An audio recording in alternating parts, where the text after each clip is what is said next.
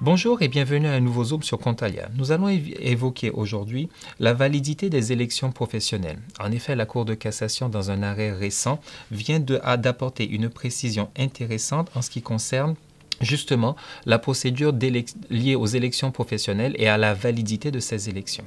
En effet, aujourd'hui, un certain nombre d'entreprises, toutes les entreprises qui atteignent les seuils légaux, c'est-à-dire au moins 11 salariés sur 12 mois consécutifs ou 50 salariés sur autant de mois, sont obligées d'organiser soit le renouvellement de leurs instances représentatives du personnel, soit la mise en place de la nouvelle instance, le comité social et économique. Donc un certain nombre d'entreprises et d'établissements sont aujourd'hui engagés dans les élections professionnelles.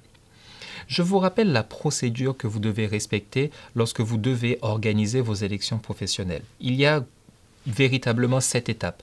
Premièrement, déterminer les effectifs et le nombre de membres du CSE. Bien évidemment, le nombre de salariés qui siègent au sein de l'instance dépend de l'effectif. Je vous dirais même que l'obligation d'organiser les élections dépendra également de l'effectif, puisque je viens de vous les préciser, les seuils de 11 et 50 que vous connaissiez déjà sont maintenus. Dans un deuxième temps, il faudra respecter certains délais. L'employeur est tenu d'organiser les élections entre le moment où il va en faire l'annonce à ses salariés et la fin du deuxième tour. Il devra se passer au maximum 90 jours. Troisième obligation, justement diffuser un certain nombre d'éléments d'information concernant l'élection. Cette obligation, je la cite ici, mais elle se déroulera bien évidemment tout au long de la procédure. Quatrièmement, négocier un protocole préélectoral, établir ensuite les listes électorales et organiser le bureau de vote, organiser physiquement le vote, bien sûr, et dépouiller et proclamer les résultats. Dans le cadre de cette affaire qu'a eu à connaître la Cour de cassation pour la décision rendue le 19 décembre 2018, une organisation syndicale est venue contester, dans le délai légal que je vous rappelle est de 15 jours, est venue contester le protocole préélectoral et l'élection des représentants du personnel et a introduit devant le tribunal d'instance un recours en annulation de ce protocole préélectoral et des élections des représentants du personnel.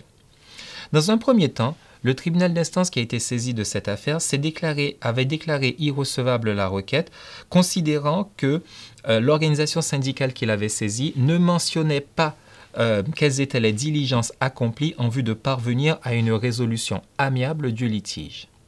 L'organisation syndicale s'est pourvue en cassation et la Cour de cassation, dans l'arrêt donc du 19 décembre 2018, a considéré que les employeurs et les organisations syndicales ne pouvaient pas conclure un accord pour se faire juge de la validité des élections professionnelles, car cette matière relevait de l'ordre public. La validité des élections professionnelles relevant donc de l'ordre public, l'employeur et les organisations syndicales n'ont pas à tenter de parvenir à une résolution amiable en la matière avant de saisir le juge.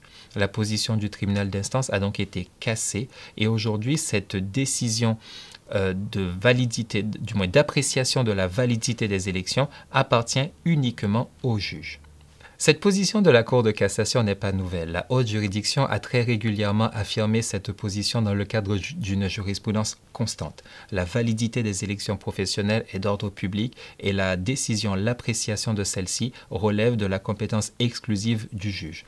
Ni l'employeur, ni les organisations syndicales, ni même une entente entre employeurs et représentants du personnel ou organisations syndicales ne sauraient valider la procédure. Seul le juge est en capacité de le faire.